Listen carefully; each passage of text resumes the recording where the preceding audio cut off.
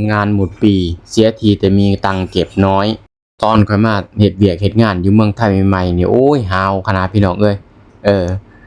แต่เดี๋ยวนี้หันลากขาไปยังบ่อยากไปทุกคนยังบ่อยากลุกอยู่เดี๋ยวนี้ฮะถ้าคนเป็นอีหยังโอ้ยเนาะ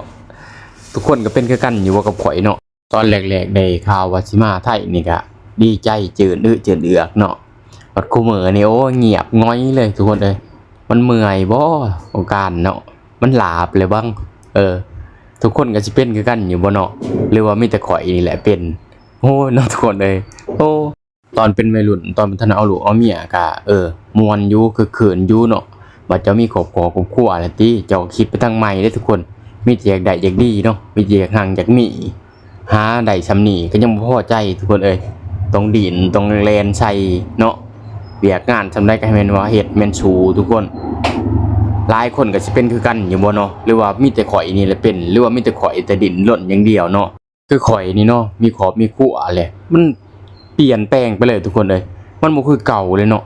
มีแต่แนวอยากได้อีหั่นนะพี่น้องโอ้ยข่อยก็มึดแนวความคิดคือกันเด้ออันนี้เด้อหามความคิดของตัวเองบ่ได้เนาะถามว่าคิดได้บ่คิดได้อยู่แต่ทุกคนแต่เฮ็ดบ่ได้อีกเนาะ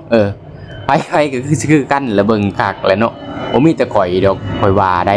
คิดได้เฮ็ดได้แต่ยังไปบ่ถึงนะพี่น้องความหมายของข่อยเว้ามานะจังได๋ก็ย่าแหละทุกคนสู้ไปแล้วเนาะหาเงินหาค่ำไปแต่ละมื้อบ่ว่าสิบ่ได้คือหมู่คือพวกเนาะอยากได้นั้นเฮาก็ต้องได้คือกันแหละวะ